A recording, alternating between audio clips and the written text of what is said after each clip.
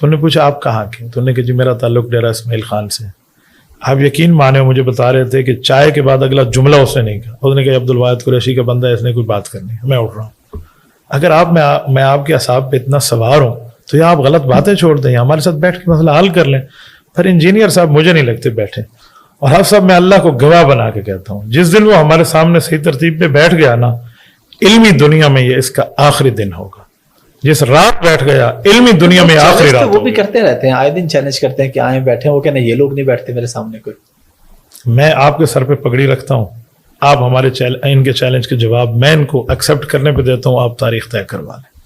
دا گز دا میدان۔ اچھا وہ پھر ایک طرف یہ بھی کرتے ہیں، پھر دوسری طرف وہ کہتے ہیں میں مناظرے کا قائل نہیں ہوں، بس میں نے جو بات کرنی آپ کو تو قائل ہے، قائل نہیں ہوں۔ ہمیں کہا ہے کہ مجھے میری ماں نے منع کیا، ہمارے سامنے امن اولائے کے آ جاندے نا، ایسی کی کریے دسو، ہم خواتین کا تو احترام کریں گے نا، تو مجھے میری والدہ نے منع کیا، تو حضرت آپ کو والدہ منع بھی فرماتی ہیں اور آپ یہ کام بھی کرتے ہیں، تو ایسا نہیں ہونا چاہیے۔ مجھے علماء والی بات پہ، اولیاء والی بات پہ بھی دکھ ہے کہ انہوں نے باتیں غلط کی ہیں، لیکن سب سے بڑا دکھ نبی علیہ الصلوۃ والسلام کے صحابہ، نبی علیہ الصلوۃ والسلام کی اہل بیت، اس کے متعلق ان کے جملے انتہائی رقیق ہیں، انتہائی غلط ہیں، انتہائی نامناسب ہے۔ خصوصاً سیدنا معاویہ رضی اللہ تعالیٰ عنہ کے حوالے سے ان کا جو معاملہ ہے وہ ٹھیک نہیں ہے، تو اس بارے میں مجھے خطرہ ہے، ان کی آخرت کے بارے میں، ان کی عاقبت کے بارے میں۔ تو انہوں نے پوچھا آپ کہاں کے؟ تو انہوں نے کہا جی میرا تعلق ڈیرہ اسماعیل خان سے۔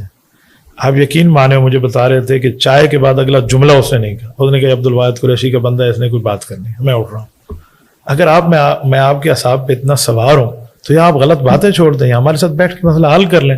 پھر انجینئر صاحب مجھے نہیں لگتے بیٹھے، اور حافظ صاحب میں اللہ کو گواہ بنا کے کہتا ہوں جس دن وہ ہمارے سامنے صحیح ترتیب پہ بیٹھ گیا نا، علمی دنیا میں یہ اس کا آخری دن ہوگا۔ جس رات بیٹھ گیا علمی دنیا میں آخری رات وہ بھی کرتے رہتے ہیں، آئے دن چیلنج کرتے ہیں کہ آئیں بیٹھیں، وہ کہنا یہ لوگ نہیں بیٹھتے میرے سامنے کوئی۔ میں آپ کے سر پہ پگڑی رکھتا ہوں، آپ ہمارے ان کے چیلنج کے جواب میں ان کو ایکسپٹ کرنے پہ دیتا ہوں، آپ تاریخ طے کروا لیں۔